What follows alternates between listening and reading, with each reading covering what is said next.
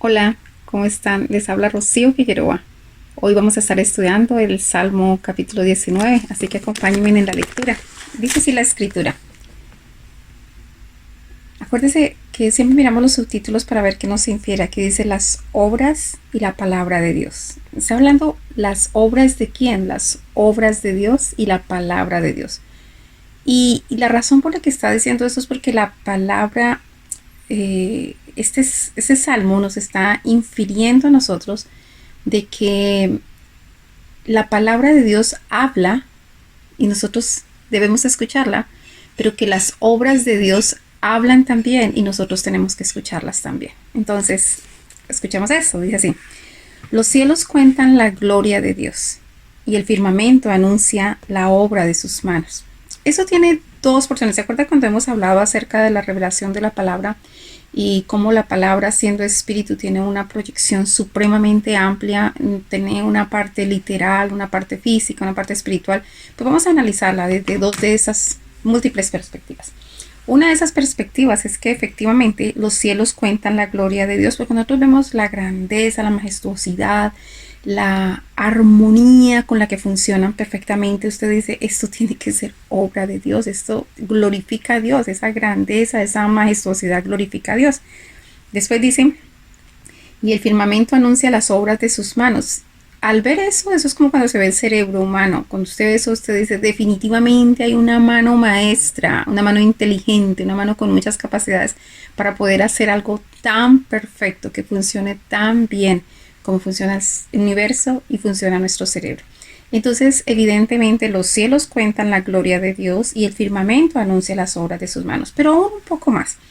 Si nosotros inquirimos más profundamente, nosotros nos damos cuenta que los cielos cuentan la gloria de Dios aún en otra dimensión. Hay algunos estudios de algunas personas muy curiosas en las cosas del Señor y tratando de entender y entender cada vez más los misterios del Señor. Nosotros tenemos que partir de algunos principios básicos y fundamentales, y es entender que Dios ha hecho todo y ha hecho todo con un propósito. Usted y yo fuimos creados con un propósito y un propósito eterno. Y hay un propósito que es general a toda la creación. Y ese propósito general es que nosotros tenemos que dar la gloria a Dios y anunciar las obras de sus manos. Ese es un propósito general de todo lo que ha sido creado por el Señor. Pero también tenemos propósitos específicos. Entonces pueda que una persona, su propósito específico es ser rey de una nación y legislar con justicia, otros ser juez, otros sacerdotes, otros pastores, evangelistas, maestros, qué sé yo. Cada uno de nosotros tiene un llamado también específico. Entonces no podemos perderle el lineamiento, y mientras que nosotros sigamos nuestro propósito general en el caminar y en el caminar, caminando con el Señor, vamos a ir encontrando nuestro propósito específico en la vida. Entonces, vamos a estudiar algunos apartes, porque esto de que los cielos cuentan la gloria del Señor no solamente es en, wow, qué maravilloso y qué bonito, sino que es mucho más que eso. Antes, cuando el Señor llamó a Abraham, pues ustedes saben que Abraham era de Ur de los Caldeos, y la tierra de los Caldeos, hablando de los babilonios, es posiblemente el pueblo o el sitio donde venían las personas que más estudiaban los astros. Estoy hablando de astronomía. Efectivamente, también hay otros que estudian astrología. Yo no me voy a referir, por supuesto que nosotros los cristianos no nos referimos a la astrología. Nosotros no buscamos suerte, ni futuro, ni destino, ni nada de ese tipo de cosas en los astros. Pero sí nosotros podemos mirar la ciencia de la astronomía, al estudiar los astros, qué suceden con ellos, cuál es el camino, si algo están hablando. Y nosotros encontramos en las 12 constelaciones, porque son constelaciones. Usted sabe que nosotros nos dicen, no, los signos del zodiaco, ese tipo de cosas. No, nosotros no miramos signos del zodiaco. Nosotros lo que miramos son las constelaciones, porque Dios hizo las constelaciones. Dios hizo absolutamente todo en la tierra y todo tiene un propósito eterno. ¿Qué tal si miramos en el libro de Hebreos, en el capítulo 3, en el verso 4? Vamos para Hebreos 3, 4. Miremos lo que dice allí la palabra.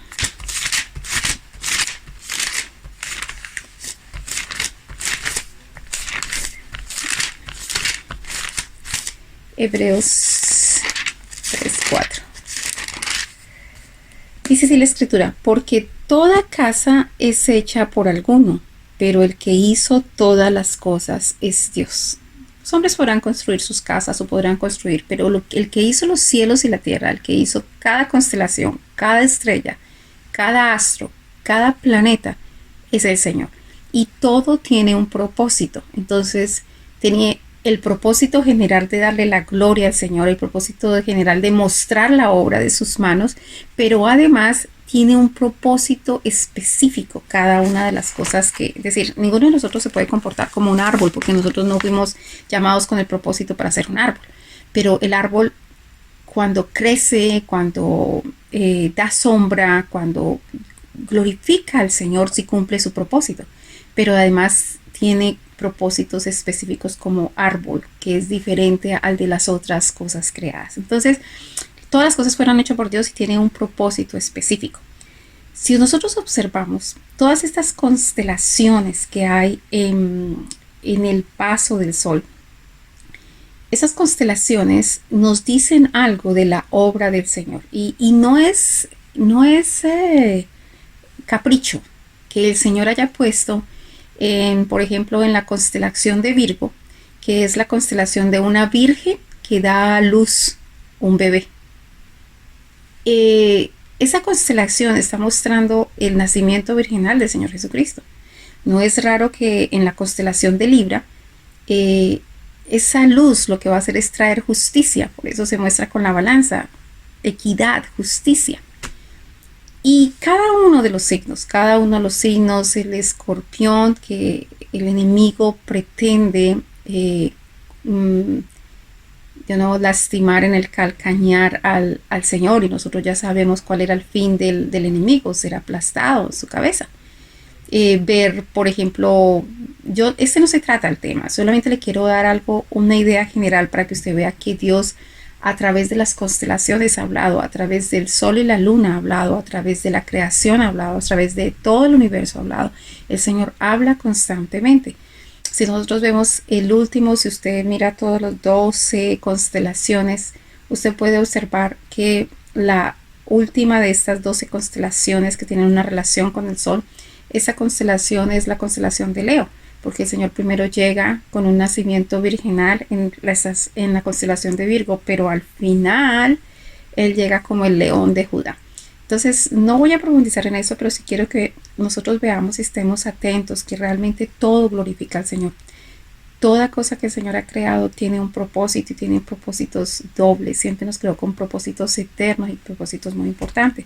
¿Por qué no miramos lo que dice el libro de Job en el capítulo 38? Job 38, 31, nosotros podemos ver que la obra del Señor a través de los cielos y cómo ellos, dice, el Señor está hablando con Job y le dice, ¿podrás tú atar los lazos de Pleiades? Había un conocimiento, ¿saben? Uno de los libros más antiguos de la Biblia, el más antiguo de toda la Biblia es el libro de Job. Y los antiguos, los caldeos, ellos tenían mucho conocimiento de astronomía. De hecho, que cuando el Señor llamó a Abraham, le dijo, mira las estrellas de los cielos y si las puedes contar porque tu descendencia será. Como estaba mostrando esa cantidad, porque ellos eran muy observadores de lo que estaba pasando en los cielos, de lo que sucedía en los cielos. Entonces mira esta conversación con Job, le dice él, ¿podrás tú atar los lazos de las Pleiades? Curiosamente, este es el mismo nombre, las constelaciones no han cambiado de nombre, conservan el mismo nombre. ¿O desatarás las ligaduras de Orión? ¿Sacarás tú a su tiempo las constelaciones de los cielos? ¿O guiarás a la osa mayor con sus hijos? ¿Supiste tú la ordenanza de los cielos? ¿Dispondrás tú de su potestad en la tierra? Es decir, él está apuntando, ¿sabe usted la ordenanza de los cielos? Porque aún en los cielos el Señor cuenta su gloria, su obra y su plan de salvación. A eso se refiere. Nosotros lo vemos, por ejemplo, claramente en el libro de Mateo, en el capítulo 2. Sabemos que la escritura dice que vinieron 3 reyes magos. De pronto, si vamos allá, vamos y miremos. Dice en el libro de Mateo, en el capítulo 2, del versículo 1, dice, cuando Jesús nació en Belén de Judá, en los días del rey Herodes, vinieron de oriente, estamos hablando más al oriente, estamos hablando de Caldea, estamos hablando de Babilonia, los caldeos Es como si les llaman a los babilónicos, a las personas que estaban antiguamente, antes de que formara el imperio babilónico. Y posteriormente ellos fueron dominados por Persia. Entonces dice, vinieron del oriente a Jerusalén unos magos. La palabra magos en griego hacía una referencia específica. Acuérdese que el Nuevo Testamento fue escrito en griego. Entonces se traduce el texto en griegos. La palabra mago en griego venía de magoi, y magoi quería decir astrónomos de Persia. Era específica la palabra para decir son las personas que vienen de Persia. Ahora, ¿por qué dice Persia? Porque el pueblo antiguo caldeo, después se formó el imperio babilónico, y después Babilonia fue sometida por los persas. Entonces ahora se les llamaba de los persas. Entonces dice, vinieron del oriente a Jerusalén unos magos, diciendo, ¿dónde está el rey de los judíos que ha nacido? Porque su estrella hemos visto en el oriente, venimos a adorarle. Hay algunas personas, hombres y mujeres de Dios, que han estado estudiando todos estos temas y encontraron algunos escritos muy antiguos de las cartas, mapas y cartas de los cielos, con los cuales ellos iban siguiendo el lineamiento de todos estos astros. Ahora es bien interesante que cuando nosotros vemos la palabra para planeta, esa palabra era una palabra que lo que infería era una estrella en movimiento, una estrella móvil. Estaban las estrellas estáticas, pero estaban las estrellas móviles. Entonces a los planetas se les llamaba estrellas móviles, de allí viene la palabra planeta. Entonces sí es bien interesante, porque cuando él dice vimos su estrella, está hablando de eso, una estrella que se está moviendo. Entonces es un planeta. Dice, vimos esta estrella, hemos visto en el oriente y venimos a adorarle. Entonces ellos venían siguiendo la ruta de la estrella, la ruta del planeta. ¿Saben ustedes cuál es el planeta que se le ha llamado el planeta rey? Se le ha llamado a Júpiter el planeta rey.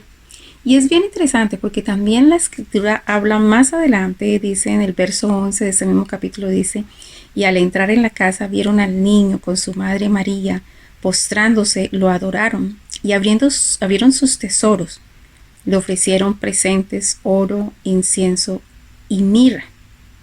Pero antes de esto había dicho, perdón, en el verso 10 dice, y al ver la estrella se regocijaron con gran gozo.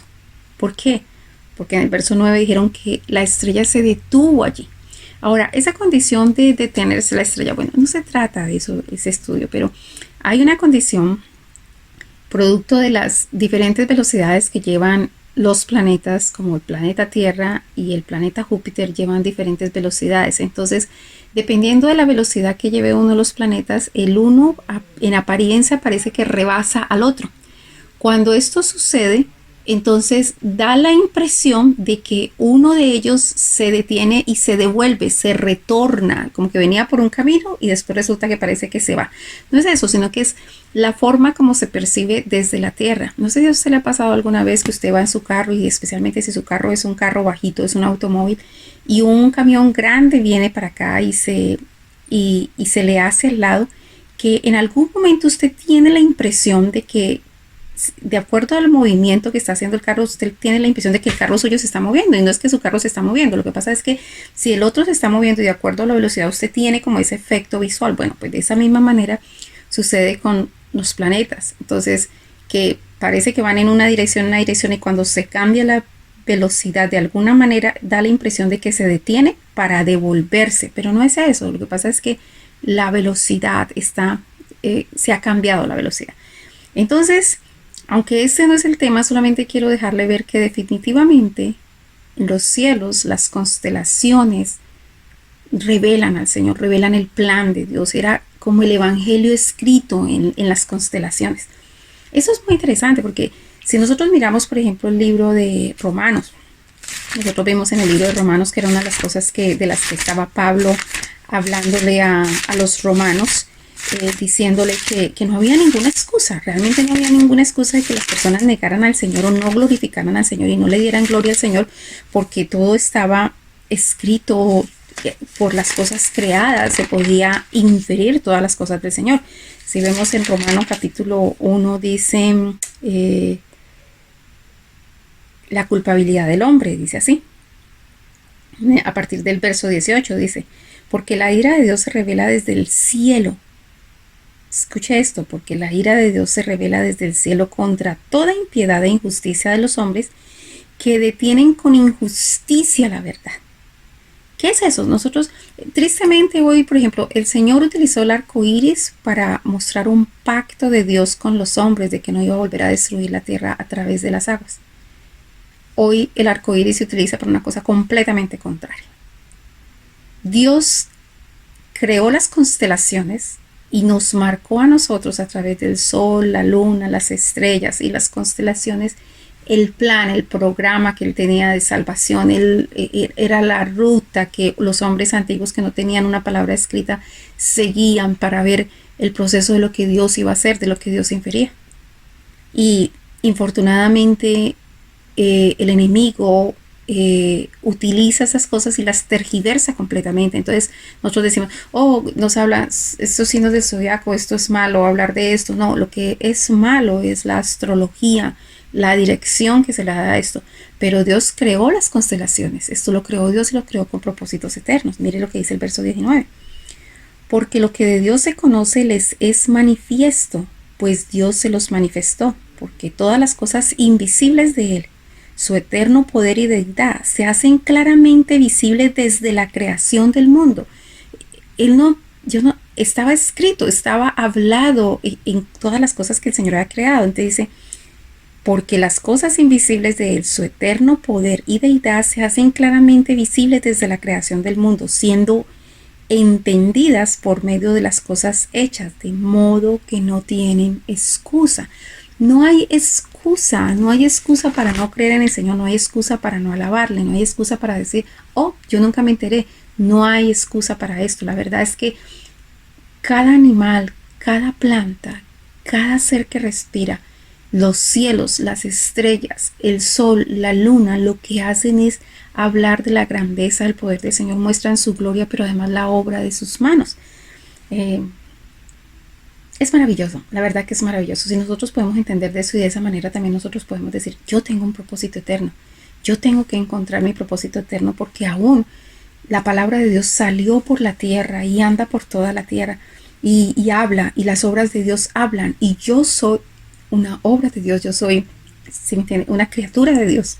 Entonces yo tengo que darle gloria a Dios, yo tengo que anunciar las obras de sus manos, yo tengo que anunciar el evangelio del Señor, porque eso es parte de nuestro propósito eterno. Dice el verso 2, voy a volver a leerlo desde el 1, dice, los cielos cuentan la gloria de Dios y el firmamento anuncia la obra de sus manos. Un día emite palabra a otro día, y una noche a otra noche declara sabiduría. Si los días emiten palabra un día a otro día, y la noche sabiduría de una noche a otra noche, ¿cuánto más nosotros, que el Señor nos hizo conforme a su imagen y semejanza, con un espíritu y un alma, así como Dios tiene un alma y un espíritu, usted y yo lo tenemos, y tenemos un cuerpo, un tabernáculo donde está ese espíritu y esa alma? ¿Cuánto más nosotros necesitaríamos hacer esto? Declarar la palabra del Señor, emitir la palabra del Señor y declarar la sabiduría del Señor. Los cielos hablan, el día a otro día habla, la noche a otra noche habla. ¿Y qué pasa con nosotros? Dice el verso 3. No hay lenguaje, ni palabra, ni es oída su voz. Es triste que nosotros no alabemos, glorifiquemos, exaltemos, hablemos del Señor. Proclamemos la palabra del Señor, proclamar lo que Él ha dicho, proclamar sus juicios, sus justicias, sus testimonios, su ley, sus mandamientos, sus promesas, que nosotros podamos estar manifestando y declarando constantemente, que no sea que diga como esa porción, no hay lenguaje ni palabras ni es oída su voz. A través de nosotros se tiene que hacer oír la voz del Señor. A través de nosotros tenemos que, igual que toda la creación, proclamar, dice, por toda la tierra salió su voz, y hasta el extremo del mundo sus palabras. La Biblia dice que el Señor sostiene toda la creación con su palabra. con el poder de su palabra. Nosotros estamos sostenidos en la palabra del Señor. Sus obras se sostienen en la palabra. Nosotros tenemos que ser proclamadores de la palabra de Dios. Dice, en ellos puso tabernáculo para el sol. El Señor ha puesto un tabernáculo, pero lo que hay dentro, la esencia y el poder, es la palabra de Dios. En nosotros puso un tabernáculo este cuerpo, pero lo que hay en esencia, el poder para nosotros es que la palabra de Dios se instaure en nuestros corazones, trascienda por todo nuestro espíritu y nuestra alma, y que nosotros podamos proclamarlo con este tabernáculo que el Señor nos ha dado a nosotros. Verso 5. Y está hablando de este tabernáculo, ¿no? Del sol, dice. Y como esposo que sale de su tálamo, se alegra cual gigante para correr el camino. De un extremo de los cielos es su salida, y su curso hasta el término de ellos, y nada hay que se esconda de su calor. Es decir, está manifestando cómo el sol cumple su propósito, el propósito para el cual fue creado. Nosotros necesitamos encontrar el propósito en nuestra vida, el propósito general, básico, elemental, de principio, pero además el propósito específico para el que fuimos creados. Nosotros llegamos a una familia específica, con padres específicos, hermanos específicos. Tenemos un esposo y unos hijos que nos fueron dados, y nosotros tenemos propósitos eternos para afectar de una manera positiva la vida de estas personas, para que nosotros seamos proclamadores de la gloria de Dios, para que nosotros seamos de alabanza al nombre del Señor, para que nosotros declaremos todo el tiempo la obra del Señor. Y si nosotros así lo hacemos, estaremos cumpliendo el propósito, así como los cielos y las estrellas. Por ahí hay una canción muy bonita que dice que y si los cielos y las estrellas te dan la gloria, yo quiero también darte la gloria. Esa debe ser nuestra posición. Dice el verso 7, y es interesante porque recuerda que estamos hablando, todas estas cosas son obras que hizo el Señor. Y todas las obras del Señor hablan la palabra de Dios, dan testimonio. Ahora bien, vamos a leer a partir del verso 7, dice, la ley de Yahweh es perfecta, que convierte el alma. Escuche la ley. El testimonio de Yahweh es fiel, que hace sabio al sencillo. Los mandamientos de Yahweh son rectos, que alegran el corazón. El precepto de Yahweh es puro, que alumbra los ojos. El temor de Yahweh es limpio, que permanece para siempre. Los juicios de Yahweh son verdad, todos justos. Deseables son más que el oro, y más que mucho oro afinado, y dulces más que la miel, y que la que destila del panal. Entonces, toda la creación está cumpliendo su propósito en glorificar y anunciar la obra de las manos del Señor. Todos, sol, luna, estrellas, constelaciones, cielos, el mar, todos están cumpliendo su propósito.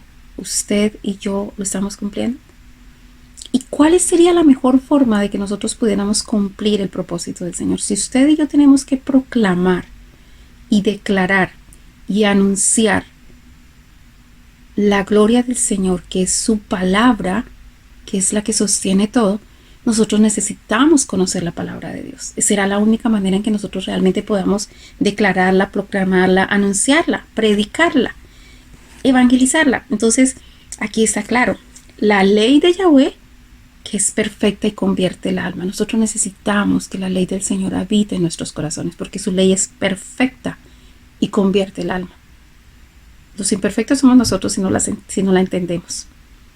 El testimonio de Yahweh es fiel, que hace sabio al sencillo. Un testimonio hace una diferencia grandísima en la vida de una persona.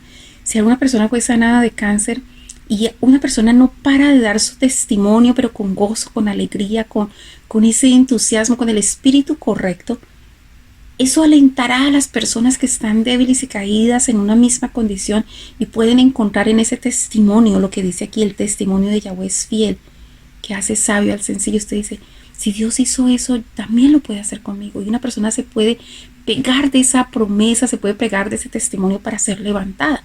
Después dice los mandamientos. Entonces primero la ley, después los testimonios. Después dice los mandamientos de Yahweh son rectos, que alegran el corazón. Por supuesto que los mandamientos del Señor son rectos, especialmente en la dimensión que usted lo ve. Por ejemplo, si usted guarda todos los mandamientos de la ley del Señor, la mayoría de los mandamientos, la gran mayoría de los mandamientos tienen que ver con las demás personas. Por eso, cuando se habla de resumir todas las escrituras en 2 mandamientos, se dice: amarás al Señor tu Dios con toda tu alma, con toda tu mente, con todo tu corazón, y a tu prójimo como a ti mismo. ¿Qué quiere decir eso? Casi que no tenemos que decir que nos amemos a nosotros mismos, pero sí el hecho de que no robarás es que no vas a robar al otro, no mentirás, no le vas a mentir al otro, no dirás falsos testimonios, es como que no le hagas daño a la otra persona, no hagas daño a la otra persona. Entonces, por supuesto, cuando usted ve los mandamientos de la ley de Dios, cuando se trata de que alguien cumpla los mandamientos para su vida, eso es como dice aquí: los mandamientos de Yahweh son rectos que alegran el corazón.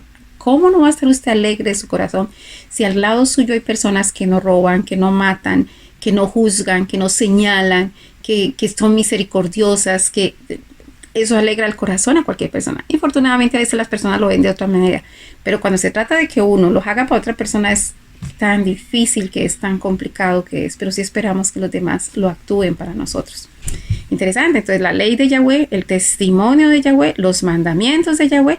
Después dice, estoy en el verso 8, el precepto de Yahweh es puro que alumbra los ojos. El precepto es algo previamente establecido, es una ley, es un mandato previamente establecido, como que nos da un cordel, como un borde, un límite. Ese precepto, dice, es puro y alumbra los ojos. Si nosotros estuviéramos pendientes de los preceptos del Señor, cuando el Señor dice, estas ordenanzas se van a hacer de esta y esta manera, forma ese precepto, es porque allí el Señor nos está trayendo luz.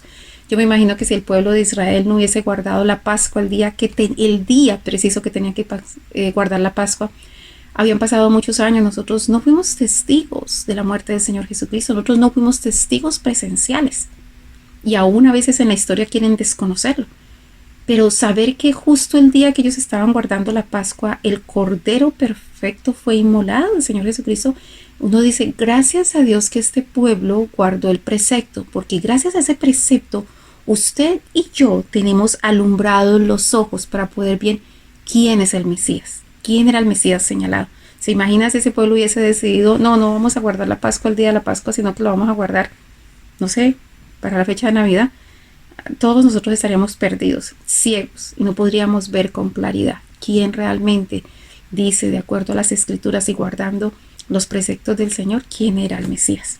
Ahora bien, dice el verso 9, el temor de Yahweh es limpio que permanece para siempre.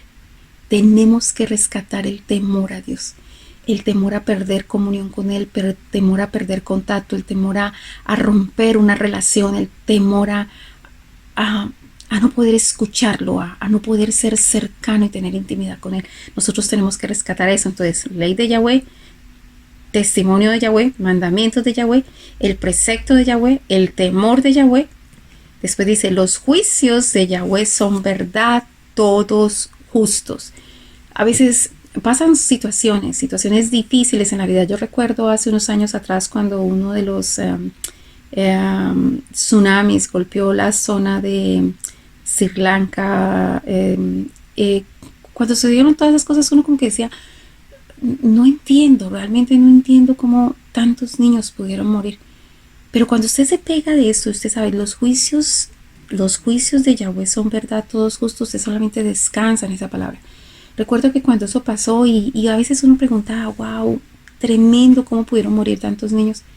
Con los días salió una noticia que una de las zonas más devastadas por este tsunami era una zona donde se vendían los niños desde muy pequeños, desde 7 años, para ser esclavos sexuales de los turistas que llegaban. Entonces usted dice, ok, tal vez yo no entiendo, tal vez para muchos de esos niños fue una bendición que el Señor se los hubiese llevado y no seguir siendo sometidos a esas aberraciones de ese tipo. Entonces, los juicios, descansar que los juicios de Yahweh son verdad, todos justos. Tal vez yo no lo entiendo ahorita, pero el Señor es justo y eso es todo lo que cuenta, todo lo que importa.